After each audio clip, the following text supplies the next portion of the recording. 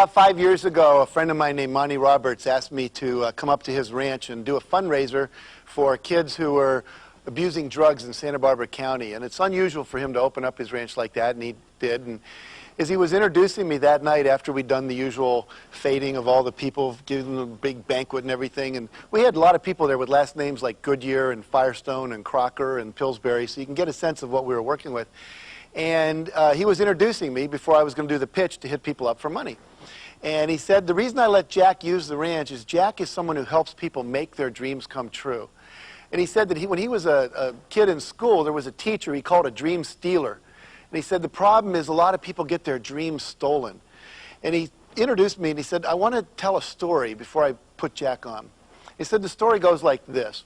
When I was a high school student, there was a kid in my class who was an itinerant that moved around in the back of a truck. His dad was a trainer, and he never lived anywhere more than a couple of months. He would never go to school anywhere more than a couple of months. And he had this dream, though. He wanted to grow up and race thoroughbred racing horses. And the teacher at this school, when he was there, asked the kids to write a paper. They said, what do you want to do when you grow up?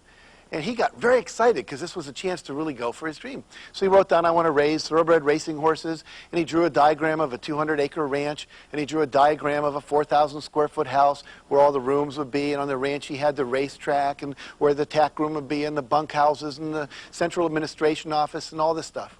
And he was very excited, and he handed it in. And he got it back a week later and said, F, see me after class. Well, he was shocked. He'd poured his heart into this. And he went up to the teacher. He said, how come I got an F? What's the deal? And he said, I'll tell you why you got an F. You're a poor kid living off the back of a truck. Do you know what land costs in this valley? Do you know what it costs for breeding stock and for stud fees? This is an unrealistic dream for a young man like you. There's no way you could ever achieve this. And it's my job as a teacher to make sure you don't grow up and be disappointed.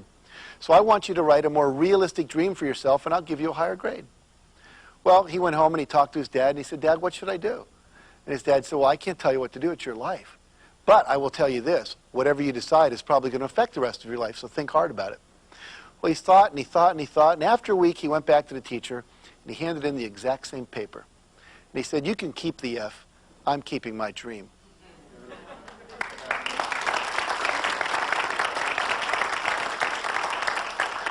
Now, just like you, I got goosebumps when he told that story. And then Monty goes over to the mantel, and he pulls down a frame, and in that frame is a piece of paper, and it says in red letters, F, see me after class. And the name on the paper was Monty F. Roberts. We were in his 4,000-square-foot house and his 204-acre ranch, and that year his income was over $6 million. Now, the reality is, here's a poor kid who made his dream come true.